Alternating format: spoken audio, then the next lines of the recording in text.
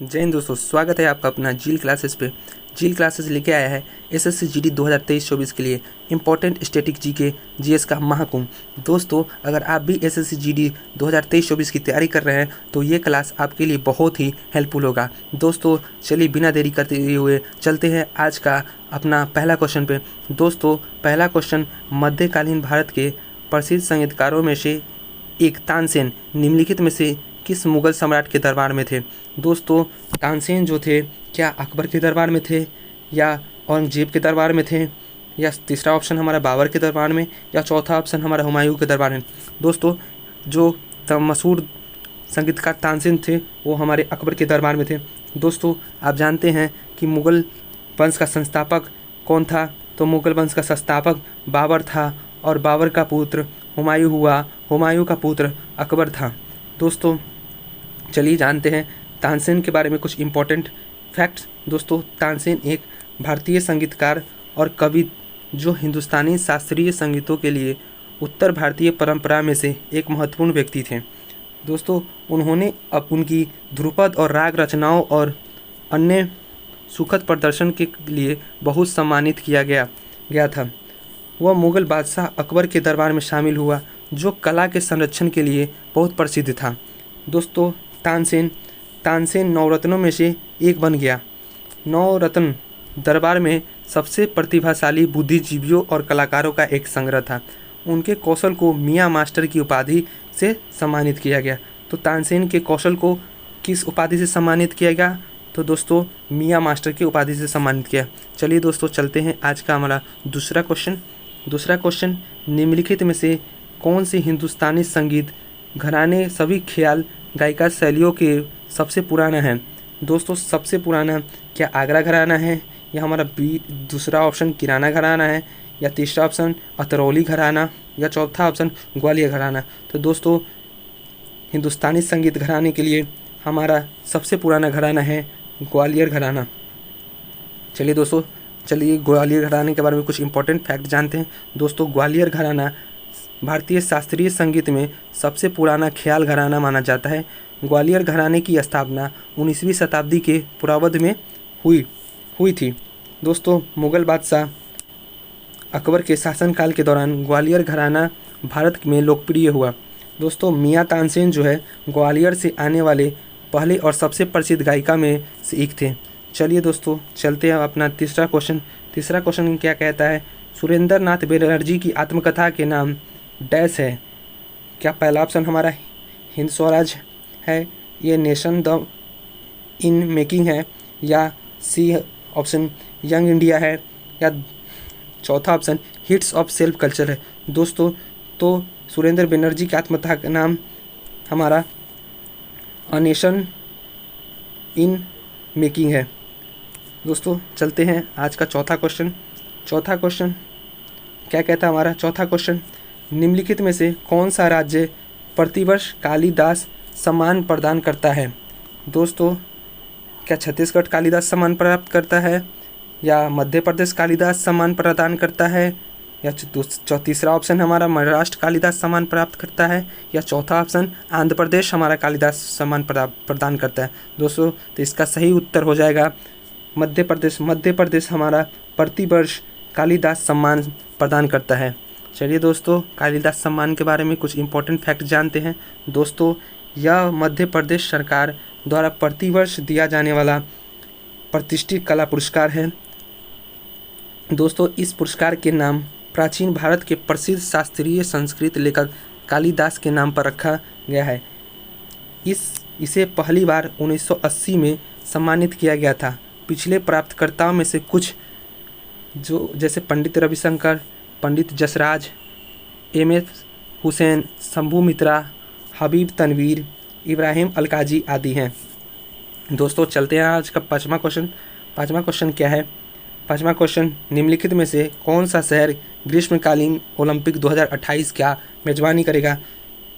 दोस्तों ग्रीष्मकालीन ओलंपिक 2028 का मेजबानी कौन करेगा। दोस्तों पहला ऑप्शन है हमारा मिशिगन, दूसरा ऑप्शन है हमारा शिकागो, तीसरा ऑप्शन है हमारा न्यूयॉर्क, और चौथा ऑप्शन हमारा लॉस एंजल्स है। दोस्तों तो ग्रीष्मकालीन ओलंपिक 2028 की मेजबानी जो है लॉस एंजल्स के द्वारा किया जाएगा। दोस्तों चलते हम अपने छठे क्वेश्चन पे। छठे क्वेश्चन से पर चलिए जानते हैं 2028 में ग्रीष्म ओलंपिक आधिकारिक तौर पर 34वां ओलंपियाड के खेलों के रूप में जाना जाता है और सामान्य तौर पर लॉस एंजलिस 2028 के रूप में जाना जाता है। एक आगामी अंतर्राष्ट्रीय बहुखेल आयोजन है जो 21 जनवरी से 6 अगस्त 2028 तक होने वाला है। लॉस एंजलस कैलिफोर्निया संयुक्त राज्य अमेरिका है। चलिए दोस्तों चलते हैं छठे क्वेश्चन पे। छठा क्वेश्चन क्या कहता है? शेख चिन्ना मेला एक संगीत वाद्ययंत्र डैश के प्रतिवादक थे। तो दोस्तों शेख चिन्ना मेला जो है वो क्या सितार बजाते थे या मैडलिन बजाते थे? तीसरा ऑप्शन हमारा बीना बजाते थे या चौथा ऑप्शन नंद स्वानी बजाते थे। दोस्तों तो शेख चिन्ना मेला जो है वो नंद स्वरानी बजाते थे।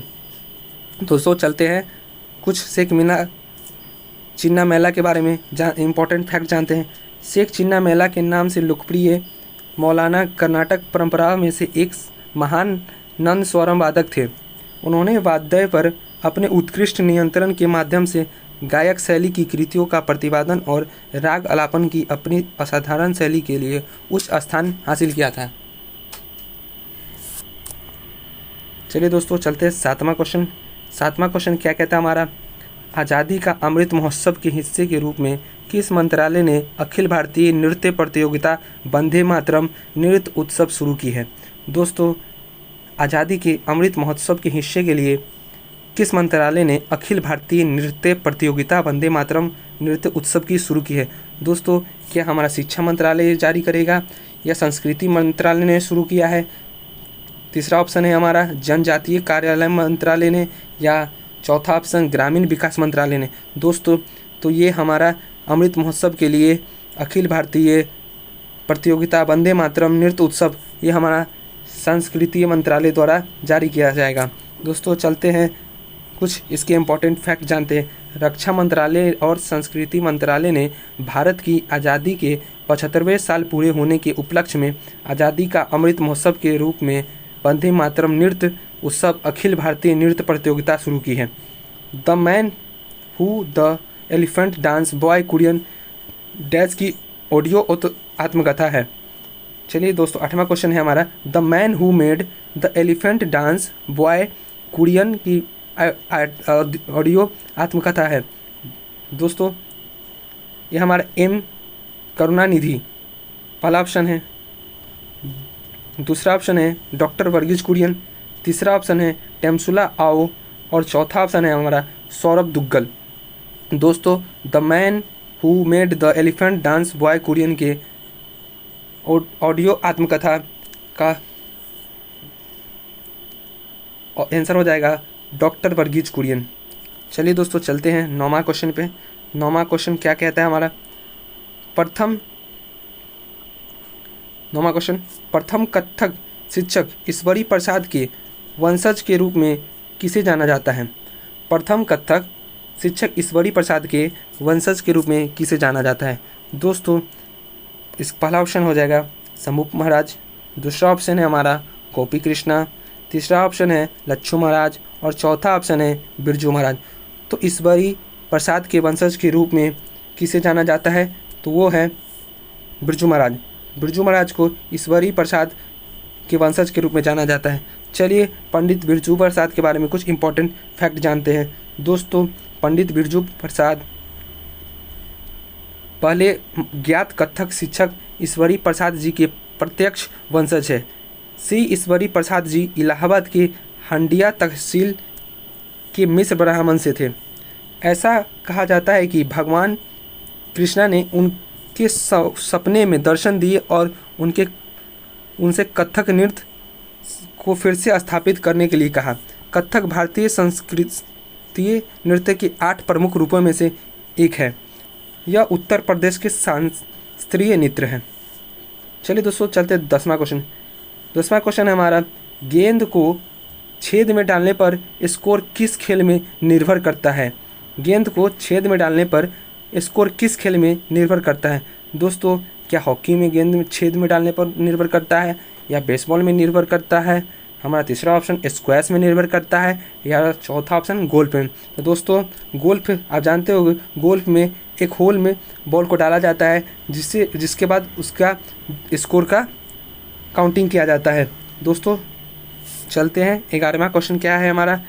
चलिए गोल्फ के बारे में कुछ एडिशनल फैक्ट जानते हैं। दोस्तों गोल्फ क्या है? गोल्फ एक क्रॉस कंट्री गेम जिनमें एक खिलाड़ी एक क्रॉस पर छेद की एक श्रृंखला में शुरुआती बिंदु की एक श्रृंखला से विभिन्न क्लबों के साथ एक छोटी गेंद का प्रहार करता है। जो खिलाड़ी अपनी गेंद को सबसे कम स्ट्रोक में छेद करता है वह जीत जाता है। चलिए दोस्तों चलते हैं 11वां क्वेश्चन क्या कहता है? निर्मला मेहता किस भारतीय शास्त्रीय नृत्य के प्रतिपादक हैं? क्या वो निर्मला मेहता मणिपुर के प्रतिपादक है, ओडिशी की प्रतिपादक है, सतरिया की प्रतिपादक है या हमारा कथक की प्रतिपादक है? तो निर्मला मेहता हमारी मणिपुर की शास्त्रीय नृत्य की प्रतिपादक है। चलिए दोस्तों निर्मला मेहता के बारे में कुछ इंपॉर्टेंट फैक्ट जानते हैं। निर्मला मेहता मणिपुर शास्त्रीय नृत्य शैली के प्रतिपादक हैं। मणिपुर नृत्य जिसे मणिपुरी रासलीला भी कहा जाता है, मणिपुरी राज्य में उत्पन्न 8 प्रमुख भारतीय शास्त्रीय नृत्यों के रूप में एक है। 12वां क्वेश्चन है निम्नलिखित भारतीय अभिनेत्रियों में अनफिनिश्ड किसकी आत्मकथा है? निम्नलिखित भारतीय अभिनेत्रियों में अनफिनिश्ड किसकी आत्मकथा है? क्या यह वहीदा रहमानी की आत्मकथा है? दूसरा ऑप्शन दीपिका पादुकोण, तीसरा ऑप्शन आशा पारेख की आत्मकथा है और चौथा ऑप्शन प्रियंका चोपड़ा की आत्मकथा है। दोस्तों आप प्रियंका चोपड़ा के बारे में तो जानते ही होंगे। प्रियंका चोपड़ा जो एक कम उम्र के नौजवान से शादी की है। चलिए उस सब बातों को छोड़ के अपने क्वेश्चन पे आते हैं। अनफिनिश्ड जो है वो हमारी प्रियंका चोपड़ा की आत्मकथा है। चलिए दोस्तों चलते हैं अगला क्वेश्चन 13वां क्वेश्चन पे। 13वां क्वेश्चन निम्नलिखित में से किसने 1963 में मद्रास में कुचिपुड़ी कला अकादमी की शुरुआत की थी? 1963 में मद्रास में कुचिपुड़ी कला अकादमी की शुरुआत किसने की थी? क्या वेदांतम सत्यनारायण शर्मा ने किया था, डॉक्टर वेम्पति चिन्ना स्वामी जी किए थे या नरसिम्हाचारी ने किया था? और चौथा ऑप्शन है हमारा परसुमथी वेंकटरमन ने। तो दोस्तों 1963 में मद्रास में कुचिपुड़ी कला अकादमी की शुरुआत डॉक्टर वेम्पति चिन्ना सत्यामी के द्वारा किया गया था। दोस्तों चलते हैं अगले क्वेश्चन पे। अगला क्वेश्चन क्या है? निम्नलिखित में से किस खिलाड़ी ने अपनी आत्मकथा एस अंगेस्ट ऑड्स लिखी है? दोस्तों एस्ट ऑंगेस्ट क्या मेरी कॉम ने लिखा है, युवराज सिंह ने लिखा है या सचिन तेंदुलकर ने लिखा है या हमारा चौथा ऑप्शन सानिया मिर्जा ने? तो दोस्तों एस अंगेस्ट अवार्ड्स जो है हमारा वो सानिया मिर्जा ने लिखा है। चलिए दोस्तों चलते हैं सानिया मिर्जा के बारे में कुछ इंपॉर्टेंट जानते हैं। S against awards Sania Mirza की आत्मकथा है। यह उनकी आधारिक जीवनी है जो भारत और दुनिया के श्रेष्ठ महिला टेनिस खिलाड़ियों में एक बनने की उनकी यात्रा का वर्णन करती है। इसे जुलाई 2016 में हैदराबाद में एक समारोह में शाहरुख खान के हाथों जारी किया गया। मेरी कॉम 6 बार वर्ल्ड एमेच्योर बॉक्सिंग चैंपियन जीतने वाली एकमात्र खिलाड़ी हैं। चलिए दोस्तों चलते हैं 15वां क्वेश्चन। 15वां क्वेश्चन क्या कहता है हमारा? कौन सा दिन विश्व स्वास्थ्य संगठन WHO की स्थापना का प्रतीक है और उसके उद्देश्य हर साल दुनिया के सामने आने वाले महत्वपूर्ण स्वास्थ्य मुद्दों पर ध्यान आकर्षित करना है? दोस्तों क्या WHO का संगठन का स्थापना दिवस 9 अप्रैल है, दूसरा ऑप्शन 7 अप्रैल है, तीसरा ऑप्शन 1 अप्रैल है और चौथा ऑप्शन हमारा है 5 अप्रैल। तो दोस्तों WHO के संगठन का प्रतीक का उद्देश्य महत्वपूर्ण स्वास्थ्य मुद्दों का ध्यान आकर्षित करता है। यह हर साल 7 अप्रैल को मनाया जाता है। दोस्तों चलते हैं अगले क्वेश्चन पे। अगले क्वेश्चन पे जाने से पहले कुछ एडिशनल फैक्ट को देखते हैं। दोस्तों प्रत्येक वर्ष 7 अप्रैल को विश्व स्वास्थ्य दिवस के रूप में मनाया जाता है। दोस्तों 1948 में पहली बार स्वास्थ्य सभा में अपनी स्थापना से और 1950 में प्रभावी होने के बाद उत्सव का उद्देश्य विश्व स्वास्थ्य संगठन के लिए चिंता के प्रति प्राथमिक वाले क्षेत्र को उजागर करने के लिए एक विशिष्ट स्वास्थ्य विषय के बारे में जागरूक पैदा करना है। दोस्तों चलते हैं 16वां क्वेश्चन और आज का हमारा लास्ट क्वेश्चन पे। दोस्तों लास्ट क्वेश्चन हमारा क्या कहता है, सर्वश्रेष्ठ संगीत निर्देशक के लिए राष्ट्रीय पुरस्कार के पहले प्राप्तकर्ता डैश थे जिन्होंने तमिल फिल्म कंदन करुणई में उनकी रचना के लिए सम्मानित किया गया था।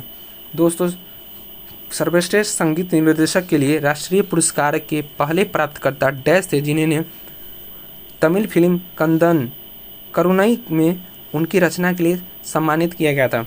दोस्तों पहला ऑप्शन है के.वी. महादेवन, दूसरा ऑप्शन है हमारा विद्यासागरी, तीसरा ऑप्शन है देव और चौथा ऑप्शन है हमारा कार्तिक राज। तो दोस्तों संगीत निर्देशन के राष्ट्रीय पुरस्कार के पहले प्राप्तकर्ता हमारे जो थे वो के.वी. महादेवन थे, के.वी. महादेवन। दोस्तों चलिए थोड़ा इसके बारे में इम्पोर्टेंट फैक्ट जान लेते हैं। सर्वश्रेष्ठ संगीत निर्देशक के लिए राष्ट्रीय पुरस्कार के पहले प्राप्तकर्ता के.वी. महादेवन जी थे जिन्होंने तमिल फिल्म कंदन करुणई में उनकी रचना के लिए सम्मानित किया था। तो दोस्तों ये रहा हमारा आज का ये लास्ट क्वेश्चन। दोस्तों अगर आपको ये वीडियो अच्छी लगी हो तो दोस्तों प्लीज़ इस चैनल को सब्सक्राइब करें, लाइक करें और शेयर करें। जय हिंद दोस्तों, थैंक यू फॉर वॉचिंग।